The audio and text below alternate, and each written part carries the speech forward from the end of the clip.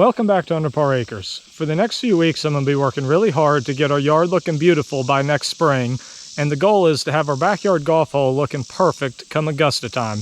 But for this week, we're going to kill all the grass and weed that are currently there so that we can start fresh.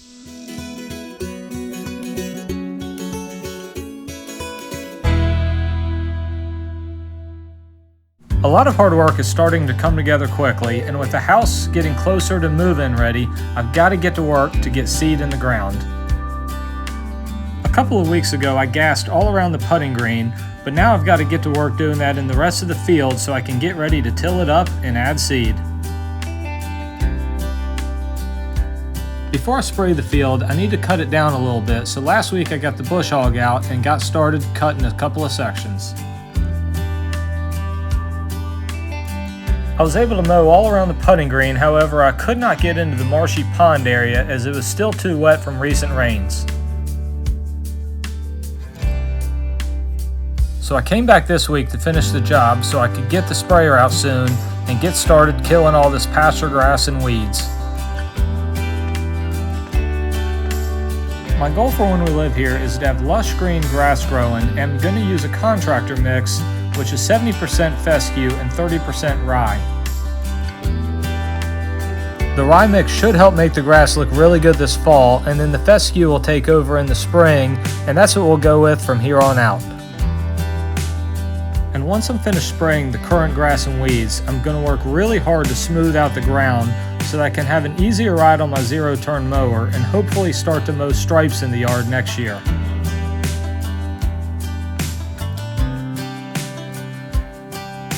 And when it's time to mow in front of the house, I've got to be very careful with the bush hog because it can throw rocks 20 to 30 feet pretty rapidly.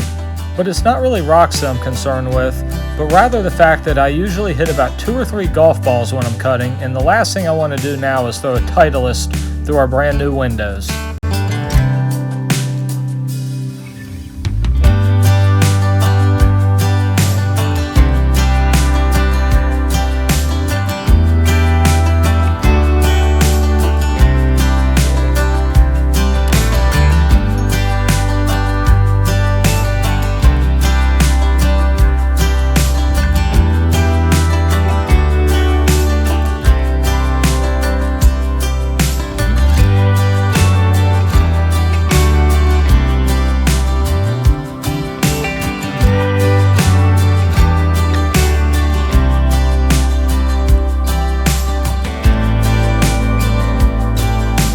The side of the house has gotten to be 3 to 4 feet thick in grass, but I've got to be careful back here as there's still a lot of construction material left over from when they framed the house, and I don't want to run over a board that has a nail sticking out of it.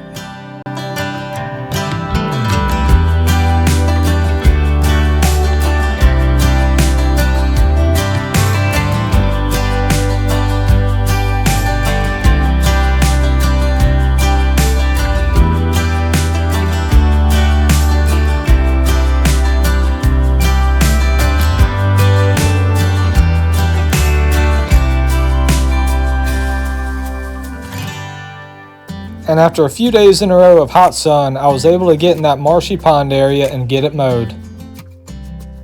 Before I get the 110-gallon sprayer out, I'm going to get my backpack sprayer and just spray around the house. We've got grass that's 3 to 4 feet around the house, and I am not going to get that tractor anywhere close to it, so I'm going to do this to make it easier.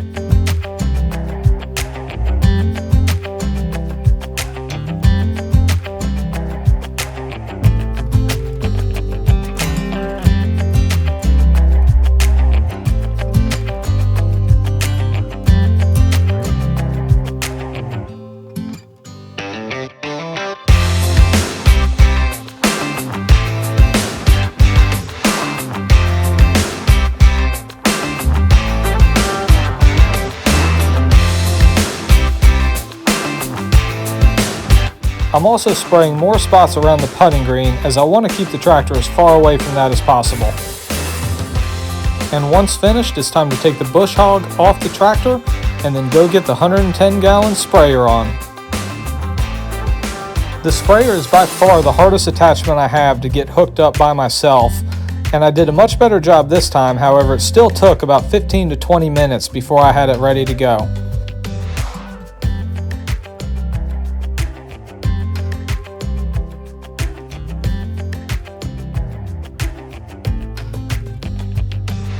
And when I looked down in the tank, it looked to be filled with a bunch of algae, even though I cleaned it out last year. So I got to take out the bottom, drain it out, and flush this thing to get it clean.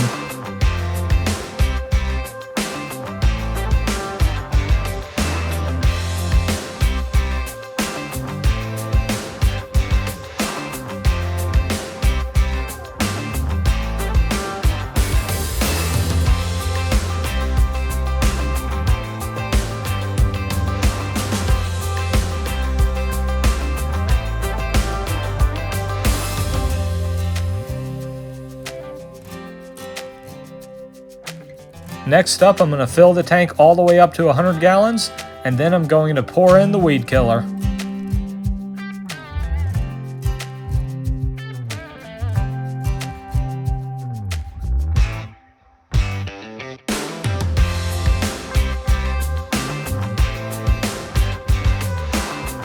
And finally, I'm going to put down the booms, and it's time to start spraying.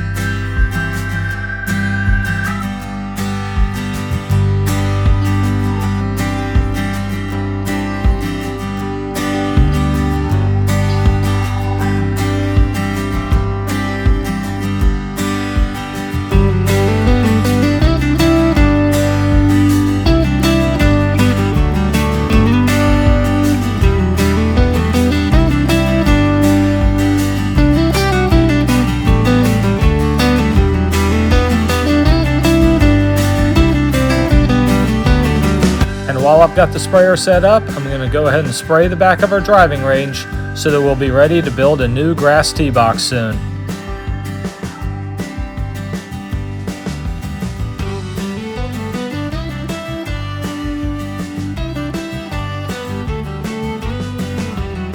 Now that I'm done, I'm going to let the grass and weeds die out for the next 7 to 10 days. Then I'm going to come back in with the box blade and try to level this ground out. And then I'm going to till it up, use a drag to try to smooth it out, and then it'll be time to put fertilizer, lime, and get the seed in.